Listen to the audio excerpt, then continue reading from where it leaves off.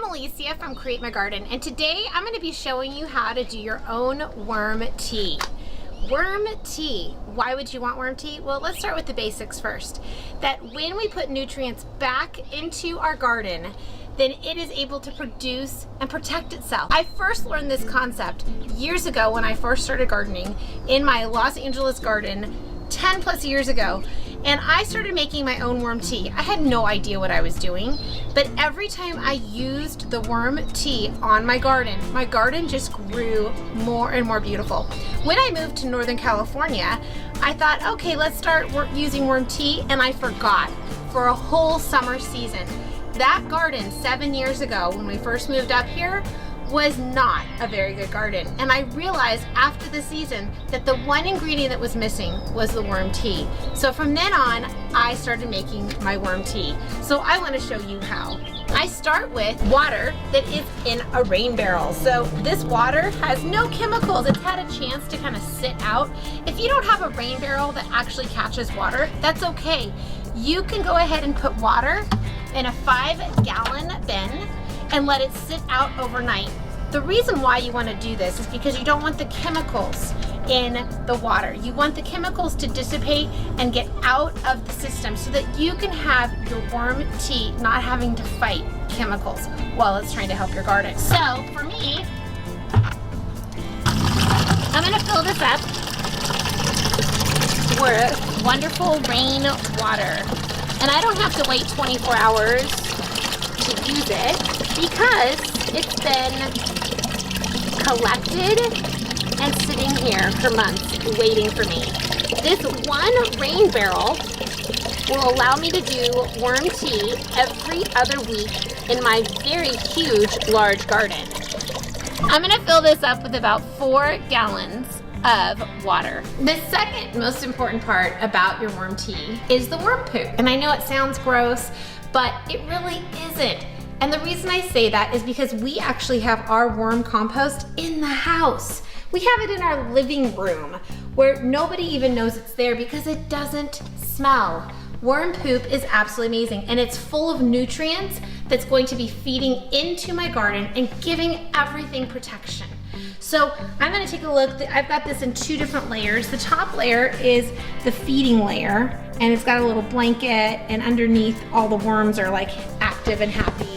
And then I've also got another layer where the worms go up and down. So this is where I'm gonna go ahead and scoop out some of my worm poop. I have a mesh bag here that's gonna be used for the worm time, the worm tea.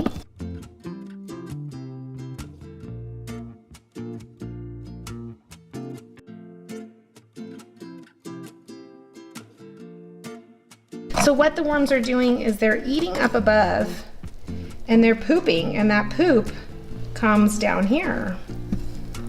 Thus, worm poop. When I started using worm tea or making worm tea years ago, I did not have an elaborate system. Since then, I go ahead and I aerate my worm tea. And I'm gonna show you how to do that second, more complicated step because I think it's a really important step for your worm tea. I'm gonna be using an air pump that I got for like 30 bucks off of Amazon, and I'll share a link down below, exactly the one I'm using that I love. I also use this really funny looking contraption that was made specifically to aerate water. And this is gonna really help the worm tea, and molasses is my secret. And I'm gonna put those all together and create my worm tea. So let's try to keep it simple with the simple things that we're gonna be using today.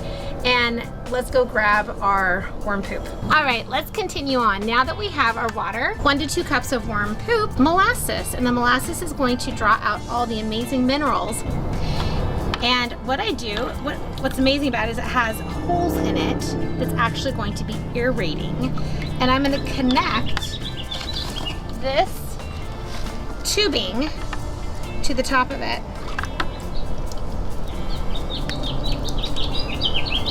And I'm going to use this little tiny ring to go ahead and tie my worm poop onto. And I don't do it too tightly because I want to be able to undo it easily. Then I go ahead and I add 2 to 3 tablespoons of molasses. And it's going to get mixed up, but I go ahead and do a little mixing myself.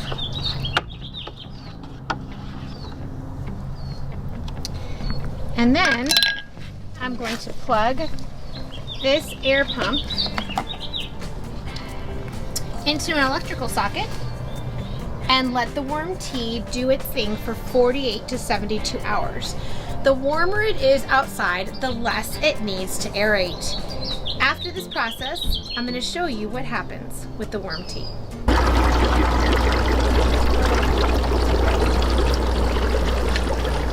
And there you have it, the beginnings of worm tea. Hey, worm tea is finished. Check it out. It looks all bubbly and it's ready to go ahead and be turned off. Then I take the bag off of worm castings and I go ahead and I'm going to be using that around different parts of plants and stuff because I don't want to waste any part of this worm tea.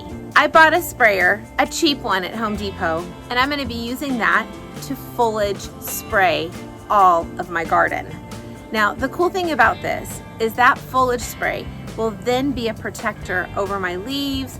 It will be something that my garden will just thrive in. The components of worm tea actually repel bad insects between the smells and what it brings to the garden. It's an amazing, almost wonderfully magic thing to be able to put on my garden. It's just like a layer of protection. So that is one way that I protect my garden is through the foliage spray of the worm compost tea. The second way I do it is I just literally pour the worm tea around the base of my plants. So there's two different ways. If you don't have a sprayer, that's okay. If you just want to pour it around the bases of your plants, that's fine. There are two different ways to do this and two different ways to protect and make sure that your garden grows bigger with worm tea.